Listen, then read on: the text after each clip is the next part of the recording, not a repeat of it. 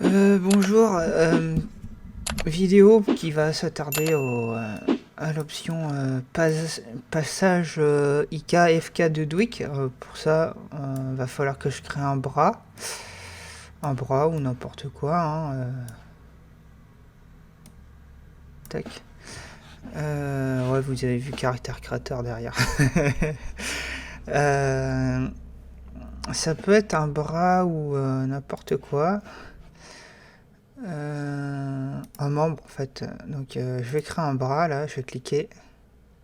J'ai un bras. Après je sélectionne tout ça. Hein. Normalement il doit avoir une vidéo qui est déjà sortie et qui vous explique tout ça.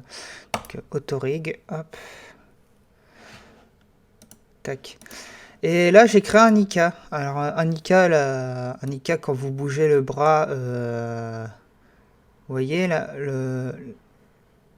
vous faites bouger la main. L'Ika c'est suit la main en fait. D'accord. Euh, Vous avez aussi la possibilité de bouger en FK. Alors, pour bouger en FK, il faut faire des séries de rotation là. Il y a par moment où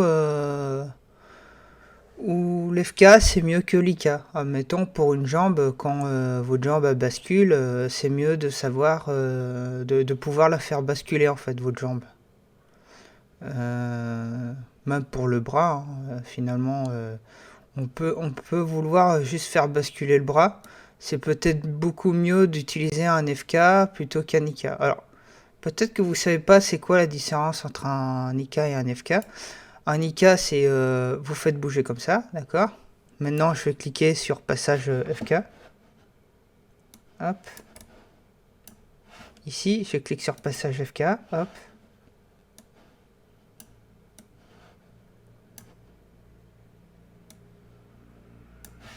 Et maintenant, je bouge en FK. Et quand vous bougez en FK, c'est des séries de rotation, vous voyez. Là, je fais une rotation comme ça, une rotation comme ça, et une rotation de la main comme ça. C'est peut-être un peu plus laborieux, mais il y a par moment, admettons, vous avez votre bras qui balance, vous avez juste besoin de balancer votre bras. Et ben, c'est beaucoup mieux d'utiliser peut-être un FK. Là, ici, par exemple, je fais non, control.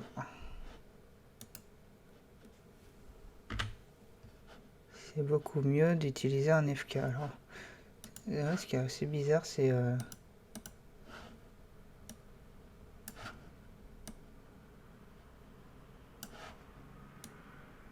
voyez que là, il est tac. Et ici, si je m'amuse à faire alors, et hop, je m'amuse à utiliser un boucleur, par exemple.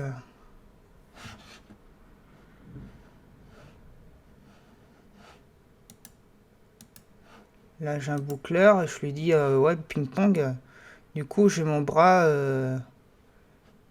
qui se balade, vous voyez, il se balade. Et là, je me suis dit que c'était beaucoup mieux d'utiliser un FK.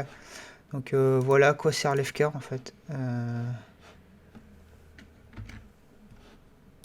Donc le FK, il sert à ça, à faire des rotations plutôt que utiliser l'IK qui est ici. Par exemple, si je retourne ici et que je lui dis, je le repasse en IK, hop, la main va revenir sur la main de mon personnage.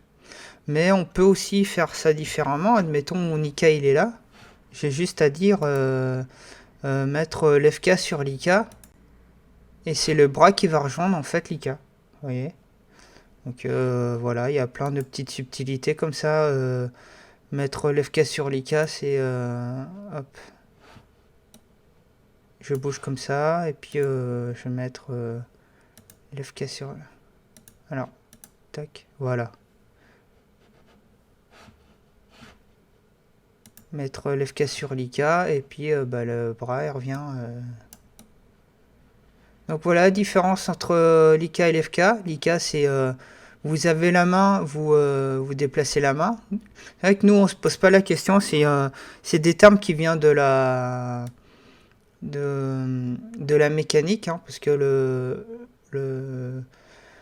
nous, on réfléchit pas quand on saisit un objet, alors qu'en mécanique, ils ont dû réfléchir à savoir est-ce qu'il faut faire une rotation ou faut penser à comment le bras il bouge et le bras derrière il suit. Est-ce que le bras doit suivre derrière ou sinon on doit faire des séries de rotation. Voilà, elle est là la différence. Alors nous, en tant qu'animateur, c'est ou bien l'FK, bah, c'est mieux de faire des rotations dans certaines situations. Ou sinon, est-ce que c'est mieux d'utiliser l'IK pour faire de l'animation. Ça, ça dépend des moments. Donc